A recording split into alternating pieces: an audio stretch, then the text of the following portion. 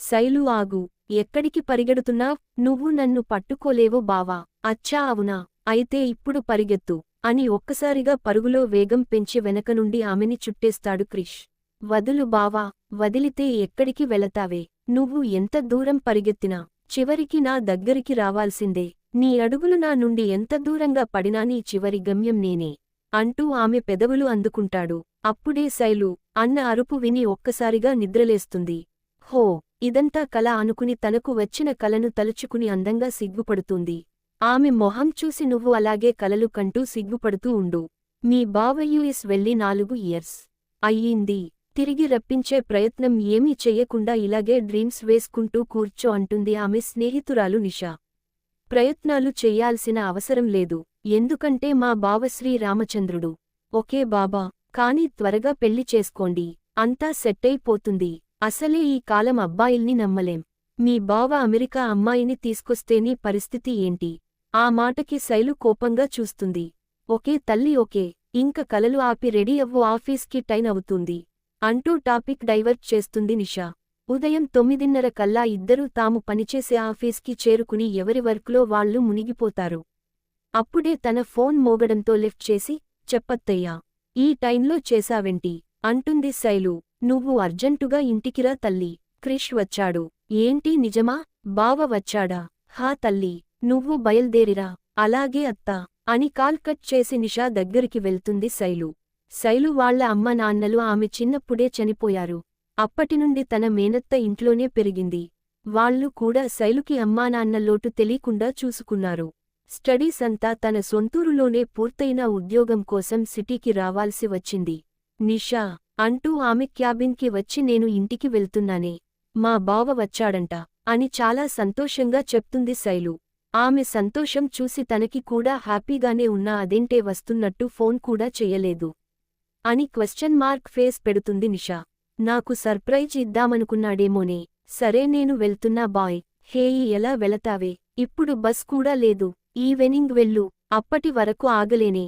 ఏముంటే దాని మీద వెళ్ళిపోతా బాయ్ అని ఇంటికి కూడా వెళ్లకుండా అటు నుండి అటే స్టేషన్కి బయల్దేరుతుంది. మొత్తానికి 4 బస్సులు మారి వాళ్ల ఊరు చేరుకుంటుంది. అక్కడి నుండి గంట ప్రయాణం చేస్తే వాళ్లు ఉండే గ్రామం వస్తుంది. అక్కడికి ప్రతి 4 గంటలకి ఒక బస్ ఉంటుంది. అప్పటివరకు వెయిట్ చెయ్యలేక క్యాబ్ బుక్ చేస్తుంది. విండోలోంచి తల బయటకి పెట్టి బయటకు చూస్తూ అక్కడ చిన్నప్పుడు క్రిష్తో ఉన్న మధుర జనాపకాలను గుర్తు చేసుకుంటుంది. ఒక చోట క్యాబ్ ఆపమని అక్కడ దిగి చుట్టూ చూస్తుంది. చిన్నప్పుడు శైలు క్రిష్తో గొడవపడి గిరి అనే పక్కింటి అబ్బాయితో ఆడేది. అది చూసి క్రిష్కి కోపం వచ్చి గిరిని కాలువలోకి తోసేసి, శైలు చెయ్యి పట్టుకుని నువ్వు నాతో తప్ప ఇంక ఎవ్వరితోనూ ఆడకూడదు అని గట్టిగా చెప్తాడు. ఇంకొంచెం ముందుకు వెళ్ళాక అక్కడ ఖాళీ స్థలం కనపడుతుంది. ఇంతకు ముందు అక్కడ ఐస్క్రీం బండి ఉండేది. వెనీలా ఐస్క్రీం కోసం ఇద్దరూ కొట్టుకుని చివరకు ఇద్దరూ తినకుండా ఒకరికొకరు పూసుకునేవారు. ఆ పక్కనే ఒక స్కూల్ ఉంది. ఇద్దరూ 10th వరకు అక్కడే చదువుకున్నారు. క్రిష్ శైలుని ఒక్క మాట కూడా అననిచ్చేవాడు కాదు. ఆఖరికి సర్ శైలుని కొట్టే దెబ్బలు కూడా క్రిషే తినేవాడు. శైలు అలిగి కూర్చుంటే క్రిష్ వెళ్ళి ఓదార్చి తనే తినిపించేవాడు. ఆ మధుర స్మృతులు గుర్తొచ్చి శైలు పెదవులు అందంగా విచ్చుకున్నాయి. ఈలోపు కార్ గుడివైపు నుండి పోతుంది. శైలు కార్ని ఆ గుడి దగ్గర ఆపమని అక్కడ దిగి గుడిలోకి వెళ్ళింది. అది రాములవారి గుడి. శైలు, క్రిష్ల స్టడీస్ అయిపోయాక క్రిష్కి యుఎస్లో మంచి జాబ్ ఆఫర్ వచ్చింది. శైలుకి క్రిష్ యుఎస్ వెళ్లడం ఇష్టం లేకపోయినా క్రిష్కి వెళ్లాలని ఉందని బలవంతంగా ఒప్పుకుంది. క్రిష్ యుఎస్ వెళ్లడానికి ముందు ఇద్దరు కలిసి ఇదే గుడికి వచ్చారు. శైలు క్రిష్ పేరు మీద పూజ చేయించి బొట్టు పెట్టింది. క్రిష్ శైలుతో ఇప్పుడు నువ్వు నాకు పెట్టిన ఈ బొట్టునే త్వరలో నీ నుదుటిన సింధూరంలా పెడతానని మాట ఇస్తాడు. ఆ క్షణం కోసం ఎంత కాలమైనా ఎదురు చూస్తానని శైలు కూడా మాట ఇస్తుంది. అవన్నీ గుర్తు రాగానే మనసంతా పులకించిపోతుంది. ఇప్పుడు 4 ఏళ్ల తర్వాత క్రిష్ని చూడబోతున్నానన్న ఆలోచనే శైలుని కుదురుగా ఉండనివ్వట్లేదు. 4 ఏళ్ల తర్వాత బావ నన్ను చూడబోతున్నాడు. చూడగానే ఏం చేస్తాడు? శైలు అంటూ వచ్చి గట్టిగా హత్తుకుంటాడా? లేక ఈ 4 ఏళ్లు నిన్ను చాలా మిస్ అయ్యానురా అంటూ మొహమంతా ముద్దులతో ముంచేస్తాడా అని పరిపరి విధాల ఆలోచిస్తూ ఉంటుంది. ఆ ఆలోచనలతోనే ఇల్లు చేరుకుంటుంది. ఇల్లంతా చాలా సందడి సందడిగా ఉంటుంది. 4 ఏళ్ల తర్వాత బావ వచ్చాడుగా అందుకే ఈ సందడి అనుకుంటూ లోపలికి వెళ్తుంది. శారద ఎదురు వచ్చి శైలు, నువ్వు అప్పుడే వచ్చేశావా అని అడుగుతారు. శారద మొహంలో కొద్దిపాటి అలజడి ఉంటుంది. క్రిష్ని చూడాలన్న తొందరలో శైలు పెద్దగా పట్టించుకోదు. హా అత్తయ్య, బస్ లేదని ఏది దొరికితే అది ఎక్కి వచ్చేసా అని చెప్తుంది. శారద కుశల ప్రశ్నలు అడుగుతుంటే శైలు పొడి పొడిగా సమాధానాలు చెప్తూనే కళ్లతో ఇల్లంతా వెతుకుద్ది క్రిష్ కోసం. శారదకి శైలు మనసు అర్థమయ్యి క్రిష్ పైన ఉన్నాడు. వెళ్ళమ్మా అంటుంది. శైలు ఒక్కో అడుగులో 2 మెట్లు ఎక్కి పైకి వెళ్తుంది. అక్కడ క్రిష్ని చూసి ఏదో తనకి విలువైనది దొరికినట్లుగా కళ్ళనిండా మెరుపుతో క్రిష్ని హత్తుకుంటుంది. క్రిష్ కూడా శైలు చుట్టూ చెయ్యి వేసి ఎలా ఉన్నావ్ శైలు అని అడుగుతాడు. శైలు, ఇన్నాళ్ళు ఎలా ఉన్నా ఇప్పుడు నువ్వు వచ్చేశావ్గా, ఇక నేను సంతోషంగానే ఉంటా బావా అని చెప్తుంది. క్రిష్ నవ్వుతాడు. ఈలోపు శారద వచ్చి అమ్మా శైలు, నువ్వు ఇప్పుడేగా వచ్చావ్, వెళ్ళి ఫ్రెష్ అవ్వు, క్రిష్ ఇక్కడేగా ఉంటాడు, తర్వాత మాట్లాడుదువు గాని అని అంటారు. శైలుకి వెళ్లడం ఇష్టం లేకపోయినా అక్కడి నుండి వెళ్తుంది. తన రూంకి వెళ్తూ బయట అలంకరించడాన్ని చూసి బయటికి వెళ్తుంది. అక్కడ మండపం ఉండడం చూసి షాకవుతుంది. ఇందాక బావని చూశానన్న ఆనందంలో సరిగ్గా పట్టించుకోలేదు గాని బావ పెళ్లి బట్టల్లో ఉండడాన్ని ఇప్పుడు గుర్తు తెచ్చుకుంటుంది. శైలుకి మొత్తం సీన్ అర్థమైపోతుంది. శారద వచ్చి అమ్మా శైలు, నీకు దీని గురించి చెప్దామని అనుకున్నాం అంటారు. శైలు, అత్తయ్య, నువ్వు చెప్పకపోయినా నాకు తెలిసిపోయింది. నాకు ముందే చెప్పి ఉండొచ్చుగా, పోనీలే చెప్పకపోవడమే మంచిది అయింది. బావ వస్తున్నాడన్న సంతోషంలోనే ఉక్కిరిబిక్కిరి అయిపోయా. బావకి నాకు పెళ్లి అని చెప్పి ఉంటే ఆ సంతోషం తట్టుకోలేక నా గుండె ఆగిపోయేదేమో. ఏంటమ్మా ఆ మాటలు? శైలు, సరే నేను రెడీ అయ్యి వస్తా అత్తా అంటూ శారద చెప్పేది వినకుండా రూంలోకి వెళ్ళిపోతుంది. పెళ్లి కూతురులా రెడీ అయ్యి తనని తను చూసి మురిసిపోతుంది. ఎంతసేపటికి తనని పిలవకపోయేసరికి తనే బయటకి వచ్చి చూస్తుంది. బయట ఎవ్వరూ ఉండరు. అలా నడుస్తూ మండపం దగ్గరకు వెళ్తుంది. అక్కడ పెళ్లికొడుకు బట్టల్లో ఉన్న క్రిష్ని చూసి చూస్తూనే ఉండిపోతుంది. పంతులుగారు జీలకర్ర బెల్లం అని అనడంతో క్రిష్ తల మీద జీలకర్ర బెల్లం పెడతాడు. అప్పటివరకు ఉన్న అడ్డుతెర తొలగిపోతుంది. అప్పుడు ఈ లోకంలోకి వచ్చి అక్కడ జరిగేది చూసి శైలు గుండె పగిలిపోతుంది. ఆ క్షణమే భూమి చీలుకుపోయి అందులో కూరుకుపోతున్నట్టు అనిపిస్తుంది. ఇన్నాళ్లు తను కన్న కలల సౌధం కూలిపోతుంది. శైలుణ్ణి చూసి శారద, రాఘవరావులు కళ్లల్లో నీళ్లు తిరుగుతాయి. శైలు ఒకసారి మండపంలోకి చూస్తుంది. చంద్రబింబం లాంటి మొహంతో, బుగ్గన చుక్కతో క్రిష్ తల మీద చెయ్యి పెట్టి, చూడ్డానికి అప్సరసలా ఉంది పెళ్లికూతురు. తన బావకి ఇష్టం లేకుండా ఈ పెళ్లి జరుగుతుందేమో అన్న ఆశతో క్రిష్ని చూస్తుంది. క్రిష్ మొహం చాలా సంతోషంగా ఉంటుంది. పెళ్లికూతురు మొహంలోకి చూసి చూడనట్టు చూస్తూ సిగ్గుపడుతూ కనిపిస్తాడు. జరుగుతున్నది జీర్ణించుకోలేక ఒక్కసారిగా కళ్ళు తిరిగి కింద పడిపోతుంది. కళ్ళు తెరిచిన శైలుకి పక్కన శారద కనిపిస్తుంది. కళ్ళ నిండా నీళ్లతో అత్తయ్య అంటుంది. శారద గుండెలకు హత్తుకుని, అంతా అయిపోయిందమ్మా. వాడు రావడంతోనే నైనాన్ని వెంటపెట్టుకొచ్చాడు. ఇద్దరూ ప్రేమించుకుంటున్నామని, పెళ్లి చేసుకుంటామని చెప్పాడు. తన మనసులో నీ పట్ల ప్రేమ లేదంట తల్లి. అంతేకాదు, ఇప్పుడు నైనా తల్లి కాబోతుంది.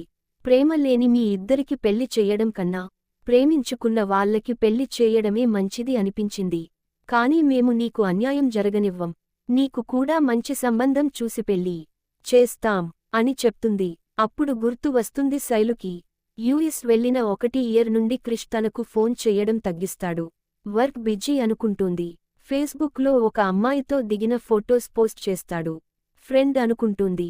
తన బర్త్డేని పండగలా సెలబ్రేట్ చేసే క్రిష్ యుఎస్ వెళ్ళాక కనీసం విష్ చెయ్యడానికి కూడా ఫోన్ చెయ్యడు. ప్రెజర్ ఎక్కువ ఉందేమో, అందుకే మర్చిపోయి ఉంటాడు అనుకుంటుంది. చెప్పా పెట్టకుండా యుఎస్ నుండి వస్తాడు. సర్ప్రైజ్ అనుకుంటుంది. పరిగెత్తుకుంటూ క్రిష్ దగ్గరికి వెళ్తుంది. శైలు, బావా, శైలు, ఎలా ఉంది నీకిప్పుడు? ఏంటి బావా ఇదంతా? తప్పేం ఉంది శైలు? ప్రేమించుకున్నాం, పెళ్లి చేసుకున్నాం, మరి మన ప్రేమ? క్రిష్ నవ్వుతూ, మనది ప్రేమ కాదు. చిన్నప్పటి నుండి కలిసి పెరిగాం, కలిసి చదువుకున్నాం, ఈ ఎట్రాక్షన్ నిలవనుకున్నాం. నువ్వంటే నాకిప్పటికీ అభిమానమే శైలు, కాని ప్రేమ లేదు అంటాడు. ఇలా ఎలా మాట్లాడగలుగుతున్నావ్ బావా? నిజం ఎప్పుడు చేదుగానే ఉంటుంది. రేపు పెళ్లి అయ్యాక నువ్వు కూడా నన్ను మర్చిపోతావు. అప్పుడు నీకే అర్థమవుతుంది. అయినా నైనా చాలా అందంగా ఉంటుంది. చాలా మంచి అమ్మాయి, నన్ను బాగా అర్థం చేసుకుంటుంది. ఫ్యామిలీకి ఇంపార్టెన్స్ ఇస్తుంది. నాకు నచ్చినట్టు ఉంటుంది. మోడ్రన్గా ఉంటుంది. నా పక్కన చూడ్డానికి కూడా బాగుంటుంది. మనసుని చూసి పుట్టేదే ప్రేమ అవుతుంది. అందాన్ని చూసి పుట్టేది కోరిక అవుతుంది బావా. ప్రేమ, కోరిక రెండూ మనసుకి సంబంధించినవేగా. ఈ మనసే చాలా చిత్రమైనది శైలు. ఎప్పుడు ఏం కోరుకుంటుందో దానికే తెలియదు. అయినా ప్రేమలో కోరిక కూడా ఉంటుందిగా. కోరిక పశువులకు కూడా ఉంటుంది. కాని ప్రేమ మనుషులకే ఉంటుంది. కోరికకు శరీరాలతో మాత్రమే అవసరం ఉంటుంది. కాని ప్రేమకు నిగ్రహం ఉంటుంది. కోరిక రెండు శరీరాల కలయిక, ప్రేమ రెండు మనసుల కలయిక. నాది ప్రేమ కాబట్టే నీతో ఏ రోజు హద్దులు దాటలేదు. అయినా నీ మీద ప్రేమ మాత్రం తగ్గలేదు. ధర్మబద్ధంగా నీ సొంతం కావాలనుకున్నా. అప్పుడు ఇప్పుడు ఎప్పుడూ నా మనసులో నువ్వే ఉన్నావు. అయితే నీది ఎలాంటి మనసు బావా? అది నిన్న నన్ను కోరుకుంది. ఈరోజు నైనాని, మరి రేపు శైలు. నేను చెప్పేది విను. సరే బావా, నైనాతోనే నువ్వు సంతోషంగా ఉంటావు కదా. హా, నీ సంతోషం నాకు అన్నింటికన్నా ముఖ్యం. తనతోనే నీ సంతోషం అంటే నేను దాన్ని కూడా ఒప్పుకుంటున్నాను. ఎందుకంటే నా ప్రేమలో స్వార్థం లేదు. నువ్వు చెప్పిన కోరిక లేదు. నువ్వు నా నుండి దూరాన్ని కోరుకుంటే ఆ దూరం కూడా నాకిష్టమే. నీ వల్ల వచ్చే కష్టాన్ని కూడా ఇష్టంగా భరిస్తాను. కానీ ఒక్క మాట, ఏదైనా ఒక దాని విలువ దాన్ని మనం పోగొట్టుకున్నాకే తెలుస్తుంది. Wish you happy married life అని అక్కడి నుండి పరిగెత్తుకుంటూ వచ్చేస్తుంది. క్రిష్కి ఎందుకో గిల్టీగా అనిపిస్తుంది. క్రిష్ నైనాలు పెళ్లి తర్వాత అన్ని కార్యక్రమాలు పూర్తి చేసుకుని యుఎస్ వెళ్ళిపోతారు. క్రిష్ నైనాల కొత్త కాపురం మొదలైంది. నైనా అబార్షన్ చేయించుకుంది. అదేంటని క్రిష్ అడిగితే మనకి అప్పుడే పిల్లలేంటి అంటుంది. అదేంటి నైనా, నాకు పిల్లలంటే ఇష్టం కదా, అది నీక్కూడా తెలుసుగా. హా క్రిష్, కానీ ఇది లైఫ్ ని ఎంజాయ్ చెయ్యాల్సిన టైం. తర్వాత తీరిగ్గా కందాంలే. క్రిష్ ఇంకేం మాట్లాడడు. కాని ఆ విషయంలో మాత్రం నైనా పద్ధతి అస్సలు నచ్చదు. వివాహానికి ఉన్న మహత్యమే అటువంటిది. అది ఇద్దరు మనుషుల మధ్య ఎలాంటి బంధాన్ని వేస్తుందంటే దాన్ని తెంచుకోవాలనుకున్నా కూడా తెంచుకోలేరు. అయితే ఆ బంధాన్ని నిలబెట్టుకోవడానికి ఒకరి పట్ల ఒకరికి ప్రేమ, నమ్మకం, అంకితభావం, సర్దుకుపోయే లక్షణం ఉండడం అవసరం. ఇంకా ఈ బంధం మనిషి జీవితంలో బాధ్యత అనే ఒక కొత్త అధ్యాయానికి తెర తీస్తుంది. ఈ అధ్యాయంతో జీవితంలో కొత్త మార్పు చోటు చేసుకుంటుంది. తాతయ్యగా అన్ని కర్తవ్యాలను నిర్వర్తించి ఆ కుటుంబాన్ని పరిపూర్ణం చెయ్యాలని అనిపిస్తుంది. అప్పటివరకు ఎంత అల్లరి చిల్లరిగా తిరిగినా ఇక మీదట తనని నమ్ముకున్న తన కుటుంబానికి చేదోడువాదోడుగా ఉండాలని, తనని నమ్ముకుని వచ్చిన వారికి అన్నీ తానై ఉండాలని అనిపిస్తూ ఉంటుంది. అందుకే పెళ్లికి ముందు, పెళ్లి తర్వాత అమ్మాయి, అబ్బాయిల ఆలోచనల్లో, ప్రవర్తనలో తేడా కనిపిస్తుంది. అయితే కుటుంబ విలువలు తెలిసిన వారిలో ఈ మార్పు ఖచ్చితంగా ఉంటుంది. క్రిష్లో ఇలాంటి మార్పే మొదలయ్యింది. ఈ మార్పు క్రిష్ జీవితాన్ని ఎలాంటి మలుపు తిప్పుతుందో చూడాలి.